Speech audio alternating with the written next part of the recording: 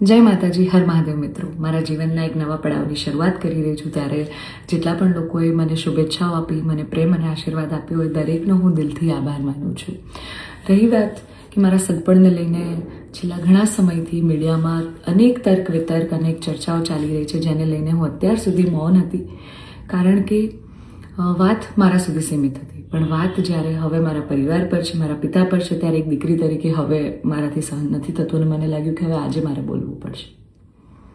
એક બ્રહ્મકન્યા હોવાનું, એક બ્રહ્મ દીકરી હોવાનું મને એટલું ગૌરવ છે કે જેને હું કદાચ શબ્દોમાં નહીં વર્ણવી શકું. અને હું અહીંયા સુધી પહોંચી છું એના માટે શિક્ષિત અને સમજણી જે બ્રહ્મશક્તિઓ છે, બ્રહ્મ સમાજના લોકો છે, એમનો ખૂબ ખૂબ ફાળો રહ્યો છે મારી આ જર્નીમાં. અને હું તો નસીબદાર છું કે મને 18 વર્ણના લોકોનો પ્રેમ અને સપોર્ટ મળ્યો છે અહીંયા સુધી પહોંચવામાં. મારો પરિવાર તો છે જ, મારી ઢાલની જેમ મારા પિતા છે મને સપોર્ટ કરવામાં, પણ આપ સૌનો પણ ખૂબ ફાળો છે.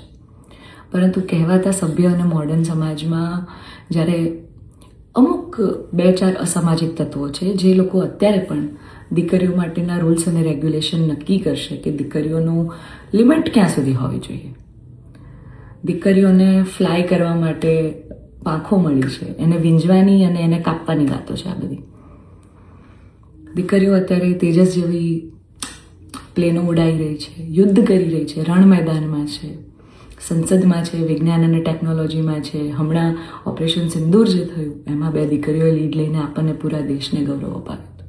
ત્યારે શું 2-4 આવા અસામાજિક તત્વો નક્કી કરશે કે એક દીકરીનો લાઈફ પાર્ટનર ચૂઝ કરવાનો શું એને હક નથી? હું બહુ નસીબદાર છું કે મને એવો પરિવારને, એવા પિતા મળ્યા છે જે મારી ખુશીમાં ખુશ થાય છે અને મારા નિર્ણયને જે મેં હરખે વધાવી લીધો છે. કારણ કે ઓફકોર્સ હું એક એવા પરિવારમાં જઈ રહી છું કે જે આખો ભક્તિમય પરિવાર છે.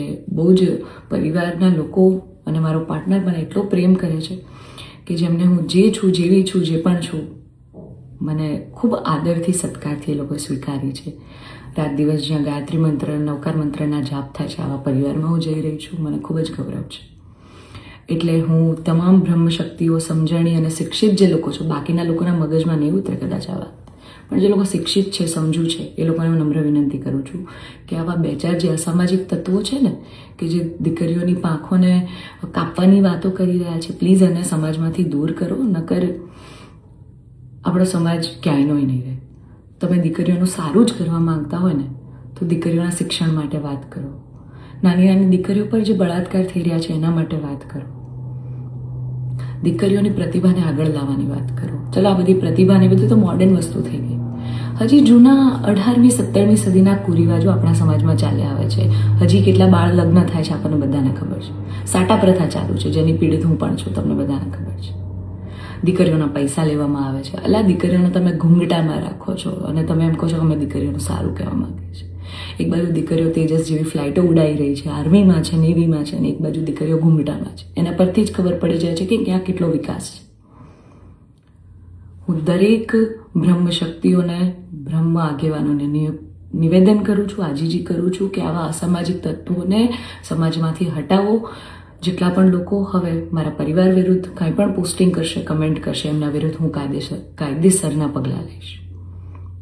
કારણ કે એક દીકરી તરીકે, બ્રહ્મકન્યા તરીકે, જ્ઞાતિના નીતિ નિયમો પ્રમાણે જ્યારે હું ચાલતી હતી ત્યારે નાતના જ કોઈક લોકોએ મારા પરિવાર પર ચીટ કર્યું, અમને અંધારામાં રાખ્યા.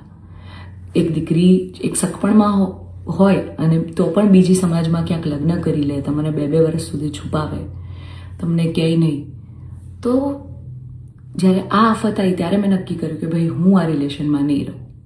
મેં મારા પરિવાર માટે સ્ટેન્ડ લીધું. અને કોઈ છોકરાને શું, જ્યારે પરિવાર માટે અને મારા પિતા પર જ્યારે વાત આવશે ને ત્યારે હું ભગવાનને પણ છોડવાની તાકાત ધરાવું છું. એ દીકરી છું હું, બરાબર છે? એટલે આપ સૌને નમ્ર વિનંતી છે કે જેમ દેશની દરેક દીકરીઓ પોતાના જીવનની શરૂઆત કરે છે, એમ મેં પણ એક શરૂઆત કરી છે. આને પહેલાં તો કોઈ વિશેષ મોટો મુદ્દો બનાવવાની જરૂર નથી. અને આવા જે અસામાજિક તત્વો છે કે આમ કરશું, નાત બાર કરશું, અરે ભાઈ, તમને 5,000માં કોઈ પગાર પર નોકરી રાખવા તૈયાર નથી. તમે તમારા ઘરનું અને તમારું સંભાળો પહેલાં તો.